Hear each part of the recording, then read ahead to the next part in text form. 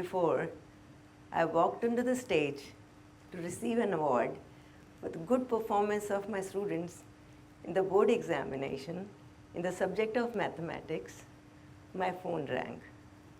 The report was in. It was cancer. I remember standing backstage, holding my phone in one hand, while someone called out my name. The applause began, the spotlight came on, and I walked out smiling onto the stage.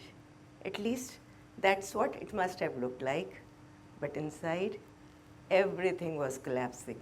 I received the award, posed for the photograph, but the moment I stepped behind the curtain, I broke down miserably. Tears that I could not hold back, and only one thought echoing in my head, this is it.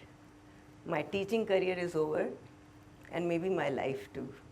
And yet, here I am, standing before you, still teaching, still learning, still living through, still fighting cancer. The past year was one of the toughest exams I have ever faced in my life. 16 chemotherapy sessions, followed by surgery, and 18 sessions of radiation. Each day felt like a problem I didn't have a formula for. There were days when even taking one step was an agony. Days when I couldn't eat or swallow anything. And when I wanted to read something that I've always loved, my eyes used to fill with water because of the side effect of the treatment. My fingers had gone numb. I couldn't hold anything, not even a pen, or write clearly. My handwriting had gone shaky and weak. And then there was the silence at home, just me and my father. He's 89 years old and having a heart that has already been through surgery. I was supposed to be the caretaker. Suddenly, I was the one needing care. And yet, there was no one else, as both my brothers live abroad and there is no family close by. When I would lie on the bed, staring at the ceiling and wondering if the morning would ever come, if I'd ever see my students in person again, if I'd ever enter a classroom, if I'd ever enter a normal life without this pain. And then came the turning point. As I remembered, on the day the chemotherapy sessions were to begin, the surgeon had inserted a PICC line in my arm through which the medicine was to be administered. He had looked at my face and said, "Ma'am, cancer is a tough disease, I agree, but you will not die from it. Medicines will do their job. The bigger fight is not here your body. The bigger fight is in your mind and your heart." That stayed with me.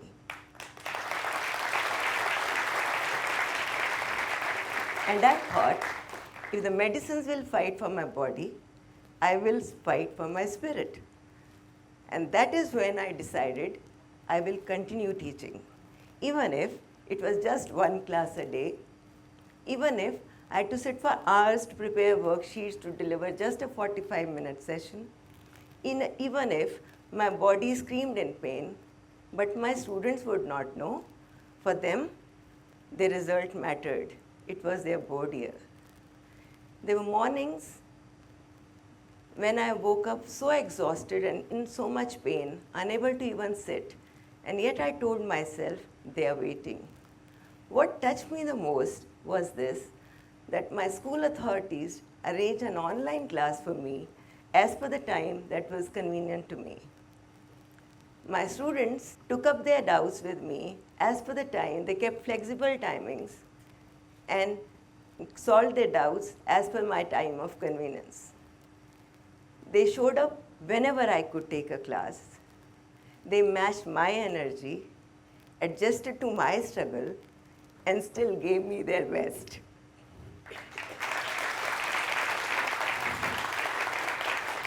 It was this kind of love that kept me going and alive.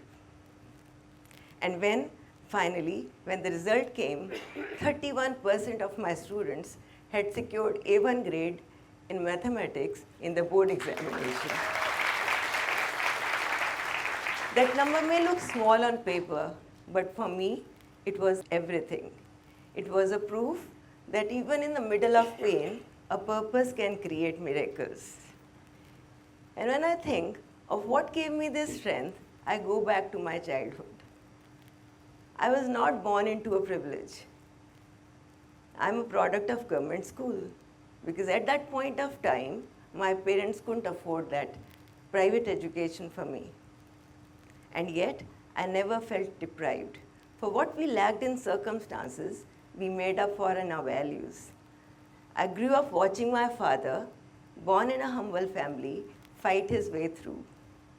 He couldn't afford his school fees, so he tutored his classmates from class 4th onwards. Imagine that, you teaching others so that you could also sit in the same exam yourself.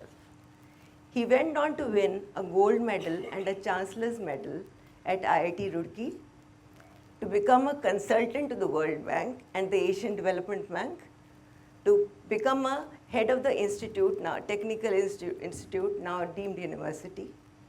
My mother was equally strong and a humble woman, a school principal herself who gave up her career for the family, but who turned our evenings, our dinner table, into a university of its own. She filled our evenings with books, debates, music, and discussions that opened our minds. So yes, childhood circumstances may not be perfect, but the foundation and the values you receive can be. And that foundation unknowingly became my biggest weapon against cancer. Strength doesn't mean you don't ever break. There were many times when I used to think, why me? There were moments when I used to look at myself in the mirror after losing my hair and wonder, will I ever look or feel myself again? And yet I remembered something from my childhood days. While at school, once I thought that I know everything for the exam. So I revised maths orally for the exam. The result, when the question paper came in front of my eyes, my mind went blank. I couldn't remember a thing. I barely passed that exam. And that day I learned, mathematics doesn't allow any shortcuts. You have to practice, fail, and redo, and then only you succeed. Life isn't any different. Cancer was my exam, pain was worksheet, and showing up again and again was my only answer.